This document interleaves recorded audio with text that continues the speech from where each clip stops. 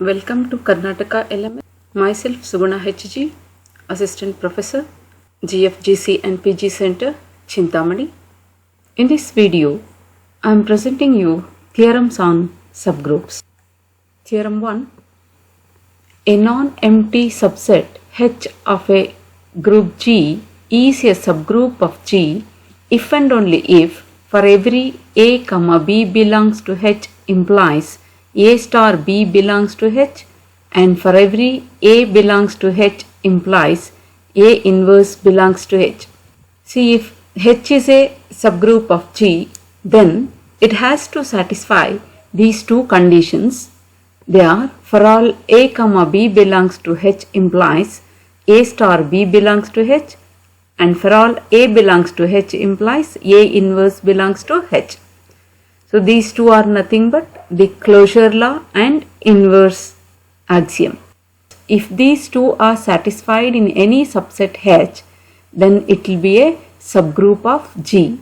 So to prove this one, proof, necessary condition. So the data given here is the subset H of a group G is a subgroup of G. See, the subset H of a group G is a subgroup of G, and let us prove that if H is a subgroup of G, then it has to satisfy these two conditions. What are those two conditions?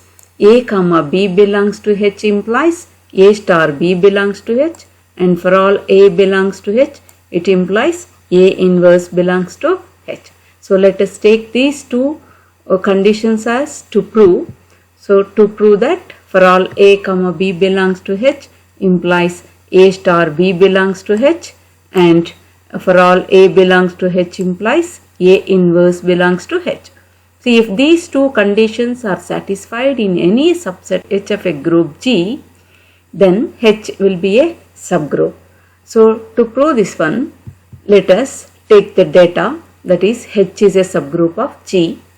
Since H is a subgroup of G, see, H itself is a group. Means H with respect to the same binary operation star which is defined in G. Therefore, H with respect to star itself is a group. When H with respect to binary operation star is a group, which implies that all the four properties of the group have been satisfied. Let us show them one by one and prove the above result.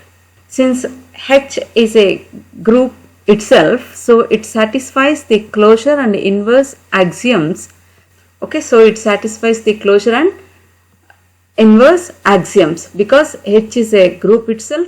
So all the four properties, closure, associative, inverse and identity axioms are satisfied. Since closure and inverse axioms are satisfied, closure law means for all A, B belongs to H implies A star B belongs to H. That is the condition 1. And inverse axiom means it is nothing but for all A belongs to H implies A inverse belongs to H. This is the condition 2. So since H is a group itself, so it satisfies closure and inverse axioms.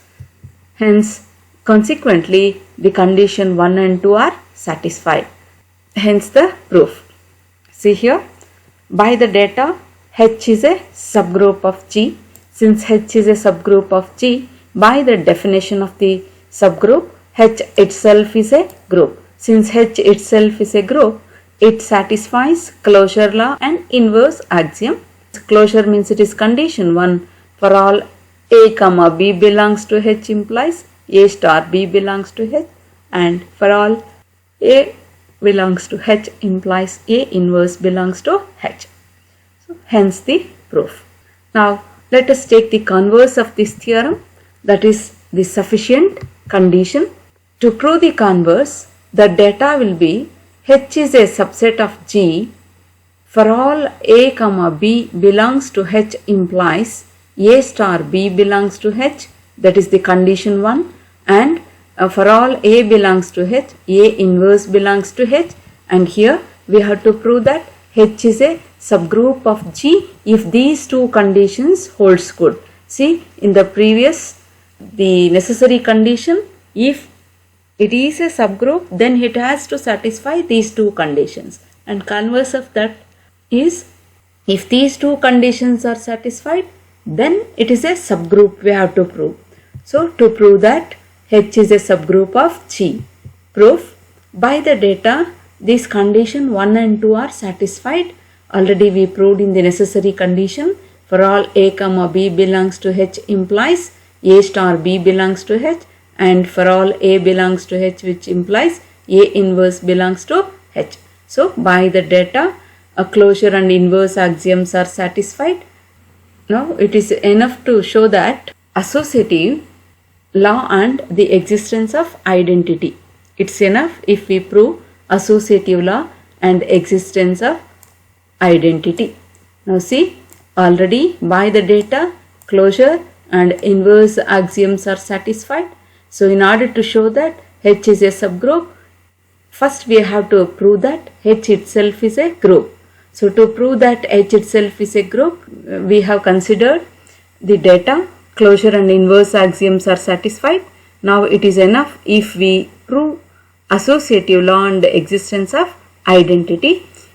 In the given condition 1, let us replace B by A inverse. So by replacing B by A inverse in this condition, say this is the condition, replace B by A inverse. So we get A into A inverse belongs to H implies E belongs to H, because A into A inverse means that is by inverse axiom A into A inverse is equal to identity element E. Therefore E belongs to H. Identity axiom is proved. Now see, in condition 1 we replaced B by A inverse. By replacing in this one B by A inverse, we get A inverse belongs to H, which implies E belongs to H. Now we go for the associative law. Now identity is proved and we go for the associative law. For this, let us consider A comma B comma C belongs to H. If A comma B comma C belongs to H, then A comma B comma C also belongs to G. Since H is a subset of G, these elements are present in G also. Now associative law, A star bracket B star C is equal to A star B bracket star C holds in G. As it holds in G, it also holds in H. Therefore, see, H inherits, since H inherits the associative law as a subset of G, so all axioms are satisfied. Since all axioms are satisfied, H is a group. Since H is a group itself, then H is a subgroup of G. Hence the proof. Theorem 2. A non-empty subset H of group G is a subgroup of G if and only if for every A comma B belongs to H implies A star B belongs to H. So the theorem 2 states a combined property of the two conditions of the first theorem. The necessary condition, data given is H is a subgroup of G. They have given here the subset H of a group G is a subgroup of G, and we have to prove that for all A comma B belongs to H implies A star B inverse belongs to H. So to prove that for all A comma B belongs to H implies A star B inverse belongs to H. Proof: since H is a subgroup of G, H itself is a group. Since H itself is a group, so for all B belongs to H implies that B inverse belongs to H. So by the inverse axiom, the element B has its inverse in H, that is B inverse belongs to H. Now for all A comma B inverse belongs to H is equal to A star B inverse belongs to H, hence the proof. Let me summarize the theorem 2 once again. In a non-empty subset H of a group G, a non-empty subset H of a group G is a subgroup if and only if for every A comma B belongs to H implies A star B inverse belongs to H. The proof, necessary condition, data given here is H is a subgroup of G, and we have to prove that for all A comma B belongs to H implies A star B inverse belongs to H. Since H is a subgroup of G, H itself is a group, so it satisfies all the four properties of the group. That is closure, associative, inverse and identity properties. Now by the inverse axiom, for all B belongs to H, its inverse also exists, that is B inverse belongs to H. And now by the closure axiom, let us take A belongs to H and B inverse belongs to H. If A and B inverse are belongs to H, then by the closure property, A star B inverse belongs to H. Now this condition has been satisfied, that is for all A comma B belongs to H implies A star B inverse belongs to H. Hence the proof. Next is sufficient condition. In sufficient condition, it is the converse of the proof. So in proof, we took H as a subgroup of G and proved this condition A star B inverse belongs to H holds good. But in the sufficient condition, let us take for all A comma B belongs to H implies A star B inverse belongs to H, and let us prove that it is a subgroup. So to prove that H is a subgroup of G, first we shall prove that H itself is a group. So to prove that H itself is a group, proof, in condition 1 replace A by B. So we get, instead of A star B inverse, we get B star B inverse belongs to H. B star B inverse means it is identity element E, so which implies that E belongs to H. Therefore identity axiom is proved. By condition 1 we replaced A by B and proved that E belongs to H. Then replace A by E in the same equation, so we get E star B inverse belongs to H. See, when you operate with the identity element in any group, the same element remains. So E star B inverse belongs to H implies B inverse belongs to H. Hence the inverse axiom is proved. See, for every element we have the inverse. Okay. So B inverse belongs to H means for B belongs to H, B inverse also belongs to H. So inverse axiom is satisfied. Now in the same equation replace B by B inverse. Then we get A star B inverse whole inverse. This B inverse whole inverse means it is nothing but inverse of the same elements inverse. So that is the same element. Inverse of inverse of that element is the same element. So which implies that A star B belongs to H. A star B belongs to H means for all A comma B belongs to H implies A star B belongs to H. So this satisfies the closure axiom. Then H being a subset of G, all the elements of H are therefore elements of G. So the composition being associative in G, even it is associative in H. Since all the elements of H are the elements of G, so the composition is being associative in G, it is also associative in H.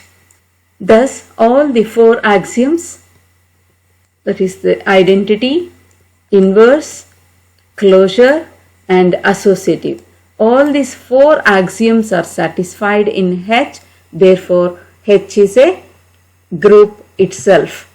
Since H is a group with respect to a binary operation, so it is a subgroup of G.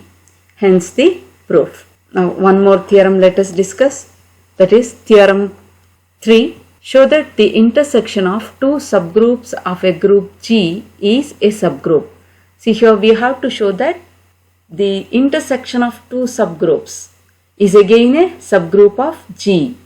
For this, let us consider H and K be two subgroups of G. See, we have taken H and K as two subgroups of G. Since H and K are two subgroups of G, H and K are groups themselves.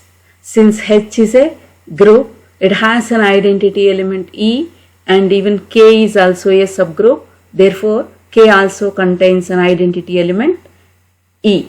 Since E belongs to H and E belongs to K, then H is not a null set and K is not a null set. At least they are having one element E. Since E belongs to H and E belongs to K, then H is not null set and K is not a null set. So which implies that E belongs to H intersection K. Since E is belong to H and E is belong to K, it is common in both H and K. Therefore, it belongs to H intersection K. And hence, H intersection K is also not a null set.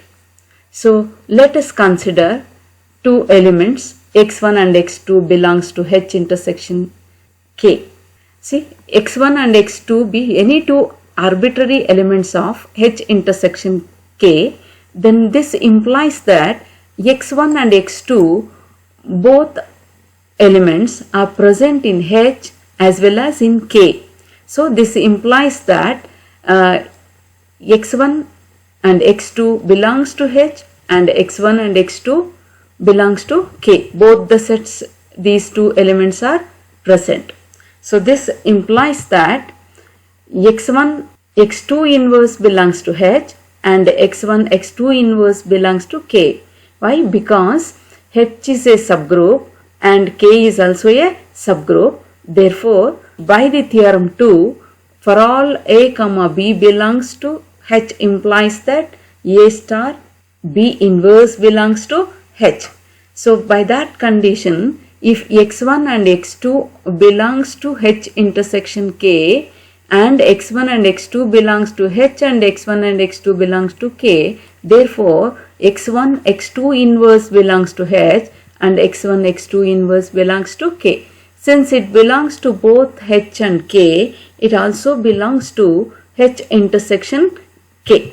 So x1 x2 inverse belongs to H intersection K. Why? Because it is the common element in both H and K.